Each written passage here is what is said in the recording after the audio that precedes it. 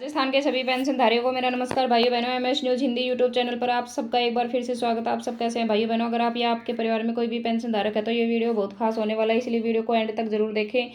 राजस्थान में 15 लाख लोग ऐसे हैं जिनका अभी प्रमाण तैयार नहीं हुआ है, उनका सत्यापन करवाना जरूरी है। अभी ऐसे पेंशनधारी हैं जिनका अभी खाते में केवाईसी करवाना बहुत जरूरी हो गया है। प्रमाण न होने की वजह से पेंशनधारियों को पेंशन नहीं मिल पा रही है, तो वीडियो को पूरी देखें, पूरी जानकारी ले। राजस्थान पेंशन योजना 2025 9 जून से पेंशन में बड़े नियम लागू हो गए हैं या होने वाले हैं। सोमवार से नोटिफिकेशन जारी, पेंशन धारकों के बल्ले बल्ले होने वाली है। आ गई है खुशखबरी। वीडियो को लास्ट तक देखें, वीडियो में बने रहें। राजस्थान प्रदेश में भजनलाल सरकार ने बुजुर्गों की बड़ी सौगात दी है। प्रदेश सरकार ने बुजुर्गों की पेंशन में बढ़ोतरी करने का फैसला किया है। सामाजिक सुरक्षा, भारत में सामाजिक सुरक्षा जरूरतों को ध्यान में रखते हुए सरकारें कई योजनाएं चलाती है ताकि कमजोर वर्गों को आर्थिक सहारा मिल सके। ऐसी एक जरूरी योजना है विधवा पेंशन योजना, जो खास तौर पर उन महिलाओं के लिए बनाई गई है जिनके पति का निधन हो चुका है, जो आर्थिक रूप से कमजोर है। इसके साथ कई राज्यों ने इस योजना का दायरा बढ़ाते हुए अविवाहित पुरुषों को भी शामिल कर दिया है ताकि उन्हें हर महीने आर्थिक सहायता मिल सके। यानी विधवाओं के साथ में जो काफी पुरुष ऐसे हैं जो अविवाहित हैं और उनका कोई भरण पोषण नहीं करता, उनको भी सहायता मिल सके। इस लेख में हम विस्तार से जानेंगे कि यह योजना क्या है, कौन इसके लिए पात्र है, लाभ क्या क्या मिलते हैं, आवेदन प्रक्रिया क्या है, इसके पीछे कुछ सच्ची कहानियां भी जानते हैं। पेंशन राशि कितनी मिलती है उनको। पेंशन राशि राज्य के हिसाब से अलग अलग होती है। कई राज्यों में हाल ही में इसे बढ़ाकर 5,000 तक कर दिया है, जबकि कुछ जगह पर 750 से लेकर 3,000 के बीच में होती है। नीचे कुछ राज्यों में पेंशन विवरण का भी दिया गया है। सीनियर सिटीजन योजनाएं क्या क्या है। भारत में वरिष्ठ नागरिकों के लिए सरकार ने उनके जीवन को आर्थिक सामाजिक सुरक्षा प्रदान करती है। 2025 इन योजनाओं के अनुसार वरिष्ठ नागरिकों के कई लाभ मिल सकते हैं।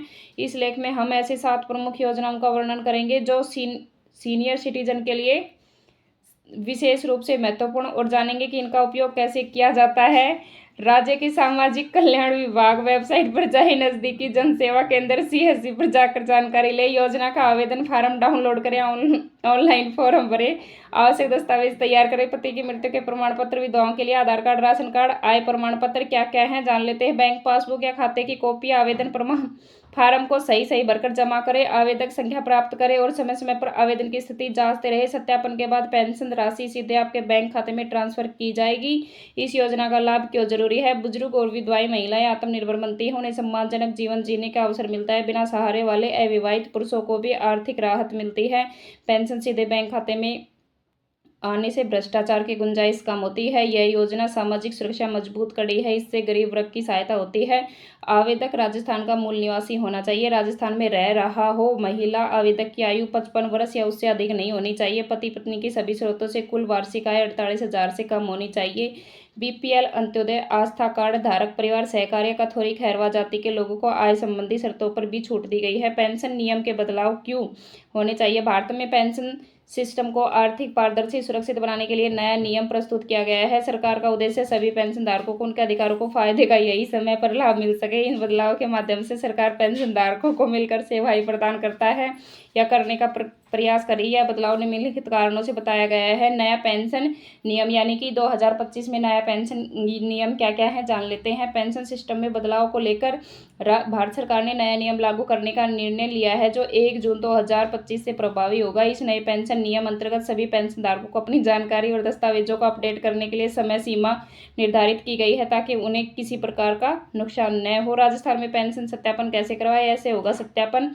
इसके सर्वप्रथम मोबाइल धारक को स्वयं का मोबाइल नंबर डालकर ओटीपी प्राप्त कर मोबाइल को सत्यापित करना होगा। इसके उपरांत पेंशन का पीपीओएन नंबर एंटर करना होगा। फिर पेंशन का नाम, पिता पति का नाम, योजना का नाम, आधार नंबर, यानी कि अगर पिता जेंट्स है तो पिता का नाम और लेडीज है तो पति का नाम, आधार नंबर लिंक करवाकर प्रदर्शित करना होगा। सामाजिक न्याय व अधिकारिता विभाग की ओर से सामाजिक सुरक्षा पेंशन योजनाओं के लाभार्थियों को घर बैठे वार्षिक सत्यापन किए जाने के लिए RAJS SSP मोबाइल ऐप को लॉन्च किया गया है।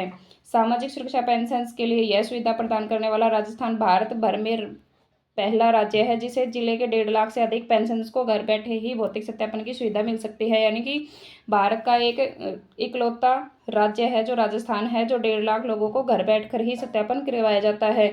सामाजिक न्याय अधिकारिता विभाग की सहायता निदेशक अशफाक खान ने बताया कि पिछले दिनों में मंत्री टीकाराम जूली ने RAJS एसपी मोबाइल ऐप को लॉन्च किया था, यानी कि जो ऐप है उसने टीकाराम जूली ने लॉन्च किया है।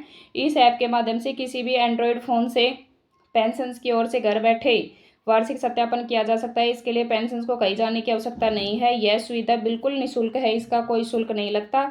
ऐसे होगा सत्यापन, जान लेते हैं। RSSP ने मोबाइल ऐप को किसी भी एंड्रॉयड मोबाइल में इंस्टॉल करना होगा। इसके माध्यम से सर्वप्रथम मोबाइल धारक को स्वयं का मोबाइल नंबर डालकर OTP प्राप्त करना होगा, मोबाइल को सत्यापित करना होगा। इसके उपरांत पेंशन्स का PPO नंबर एंटर करना होगा। फिर पेंशन्स का नाम, पता, पिता पति का नाम, योजना का नाम, आधार नंबर आदि प्रदर्शित होगा। फेस कैप्चर पर क्लिक करने के उपरांत मोबाइल के आगे अथवा पीछे के कैमरे के द्वारा पेंशन्स का लाइव फोटो कैप्चर करना होगा। फोटो कैप्चर करते समय पेंशन्स को स्वयं की पलकें झपकानी नहीं होगी, यानी कि खुली आंखें होनी चाहिए। उन्होंने बताया कि आधार पोर्टल से पेंशन्स फोटो स्थापित होने के उपरांत पेंशन्स के वार्षिक भौतिक सत्यापन की प्रक्रिया पूर्ण होती है। अगर वीडियो अच्छी लगी हो तो लाइक करें, शेयर करें, और अभी तक आपने हमारे यूट्यूब चैनल को सब्सक्राइब नहीं किया है तो MS news Hindi YouTube channel को सब्सक्राइब करना बिल्कुल ना भूलें। जय हिंद, जय भारत।